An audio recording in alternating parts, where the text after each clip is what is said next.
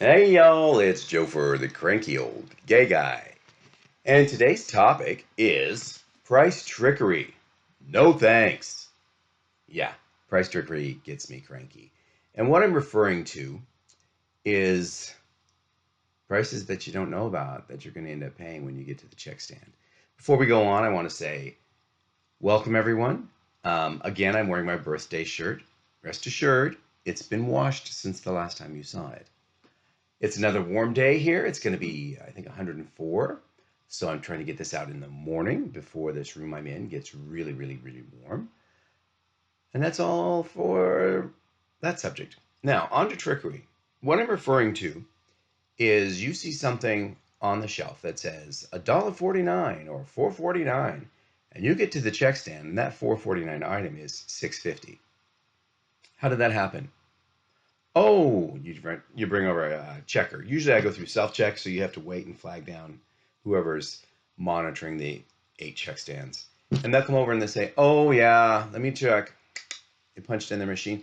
Yeah, that's right. It just sometimes the system doesn't update. I call bull crap on that. They know what's going on. They flag it so it doesn't ring up because they don't necessarily want people to get that sale price. They want to sell it for full price because they know a number of people won't even look when they're ringing things up or getting rung up. They'll just pay whatever comes up on the screen.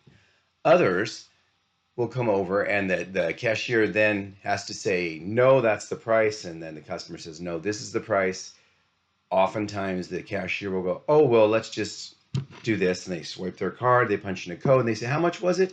You tell them, and they give you that price. Now, that's good customer service, but it's not necessary customer service if the people who put the prices in would just put them in the way they should be.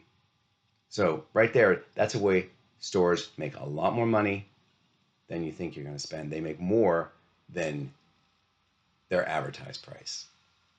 Secondly, you find tags, particularly at Kroger stores, the Fred Meyer one here in Portland, where it will say regular price $4.93. That's a bad price. Let's go $4.49. Sale price $2.79. And that's the tag right below it. So you think, okay, you're getting the $2.79 price. You go up to the cashier, it rings up at $4.49. And the cashier will tell you, oh, well, that's only if you use your member's card or whatever the little Fred Meyer card is, so they can track your purchases. And you say, well, I already did that, and I put that number in, and it's still giving me this. And they'll look at it and they'll say, oh, well, you see this little V5 next to this price? And it's like, I didn't even notice it. It's really tiny. And they said, well, that means that you have to buy 5 of them in order to get this price.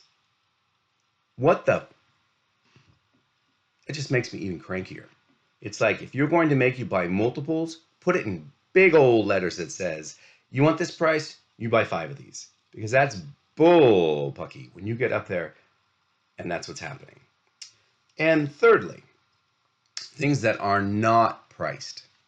Oftentimes you go to the shelf, you'll see 3 different brands, 2 of them has prices, the one of them doesn't. And you think, well, what does that one cost? Because the others are maybe what you don't want to spend, or maybe they're fine, but maybe this you want to try something new.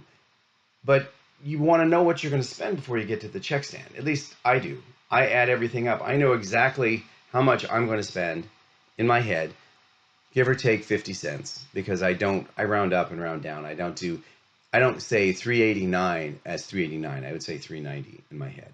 So I'll be pennies off depending on how many things I buy. But you get up there and it's not anywhere near what you wanted. If you go up there and you have this one item that doesn't have a tag on it or didn't have a tag on the shelf, and it goes through and it's $5 more than the other products. Well, if I'd known that, I would have gotten one of the other products. I wouldn't have got this big one. Okay? So that's an issue. Now, some stores, like the Fred Meyer app, does have a scan bar on it where I can actually scan the UPC of a product and it will give me the price. Unfortunately, oftentimes items that aren't priced, when you scan them, it comes back and says item not found. So then you're back in the same boat. Okay. As a bargain shopper, as far as food goes, because for me, food is just food. You need it to eat. I don't get great pleasure from it. Sure, I enjoy the taste of some things, but I would never like seek out a vacation because certain cities have certain restaurants. That's not my thing. So food should be affordable, and for that reason, I oftentimes go to grocery outlet, which is an outlet mall. It's not really a mall. It's an outlet store for food products. And when I say outlet, it's not food that's been sitting on the side of the street. It's food that manufacturers have in excess, a surplus that they cannot sell to their main, the stores that they mainly send to, I guess. I'm trying to struggle right now with my brain on what I'm trying to say there. But I know that there's a term for those people that like subscribe to this food service, but that's not the word. Anyway, surplus foods are sent to places like grocery outlet, and then they are marked down considerably because they purchased them at a considerable markdown. And I think that's great. The drawback is that when you go into a store like the grocery outlet, you never know what's going to be on the shelf because you might go in today and get coconut milk, 2 for $1, ABC brand. You go in tomorrow, it's all gone. Or you go in tomorrow and you can't find any coconut milk, any brand. Well, because there just wasn't any on the truck that day. They can request, it's my understanding they can request when they order, but they aren't guaranteed to get back what they request. Now, the problem I have with grocery outlet is that they have an app as well, a shopping app, that they want you to download. And I did, and I went through it, and it has issues. It has a lot of issues. First of all, it tells you what's on sale and what's in stock. Well, I shouldn't even say in stock. It'll just tell you what they're supposed to have in stock. How's that? And what the sale items are. The problem I have is that, again, grocery outlet, every time I go, there's at least one item I find that I'm looking at, and there's a product there that doesn't have a price. I was in the bread aisle, and suddenly I saw pastries, and it's like, oh, I want some chocolate right now. They had Hostess cupcakes, and they had Little Debbie Swiss rolls, little chocolate rolls. Now, I haven't had a Hostess cupcake in, 10 plus years. I thought, well, that sounds good. But it didn't have a price, and it's name brand. The Little Debbie's are $2.49 or $2.50. How much are the cupcakes? Are they $4, $5? I mean, again, it's just food, it's just sugar. I don't need to spend all that extra money. But I would have bought the cupcakes if there had been a price on them. But instead, I chose the Swiss rolls and ate them, some of them, on the way home in the car because I was hungry. And I wanted that chocolate and that sweetness. So, you, grocery outlet, just lost a sale. Because if those cupcakes had been within 50 cents difference of what the Swiss rolls were, I would have bought those and you would have made a higher profit. So you really need to get on that and fix that. Because when you go up and you try to check a price, oftentimes you have to wait because the lines are long. They only have 2 or 3 cashiers, sometimes just one during the day, depending on the time of the day. So you have to wait to get a price check. Or you have to find someone on the floor, and there is always someone on the floor. That's pretty good with grocery outlet. There's always someone stocking shelves. But then they have to take that product up and interrupt the cashier, and it's just not the way that it should be. You should have a scanner machine or 2 or 3 out on the floor that I can just hold the product up to and get it. Or better yet, since I have your app, how about put a scanning button on your app so I can check prices as I go along? It's a good idea. I mean, if Fred Meyers can do it, or Kroger, then you can do it as well. Also, your app has a big, big issue, grocery outlet, and that is there is no search button. I went to a cashier and I said, am I doing this wrong? Because I was looking for this and I don't know where to find it. And she goes, no, you just have to scroll through everything. That's bull crap and makes me cranky. There is no reason in the world you should have to scroll through every product in the store when you're looking for something. What's the point of having the app other than have it track your purchases for the store? There's no benefit to the customer in having an app that you can't search products on. So grocery outlet, I implore you, fix that. Add a scan button and add a search key. Okay? There. I have said that. And with that, I promised this would be a short video, so that's about the only video message I'm going to give you today is it's a short video. Today's sponsor is that book that you're also familiar with, 35 Letters, Letters from a Mother to Her Son by author Joseph L. Ferguson.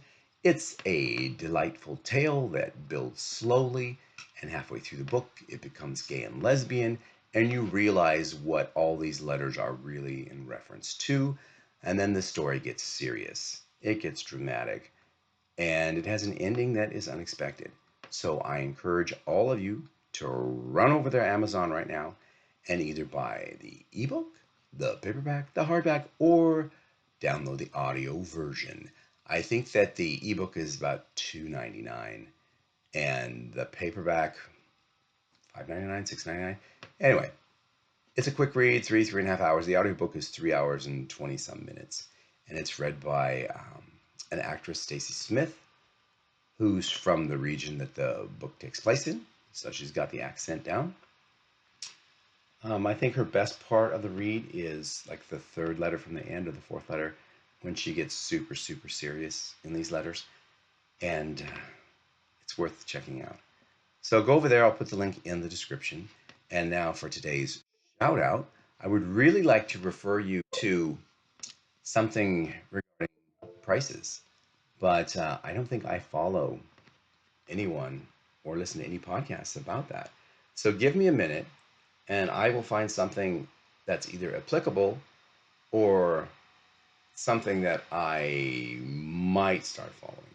I'll be right back. Well, after a bit of searching, I came up with nada related to this subject. So instead, we're going to go way off course, and I'm going to do a tie-in here. And I'm going to refer you to a YouTuber called Trebor Seven.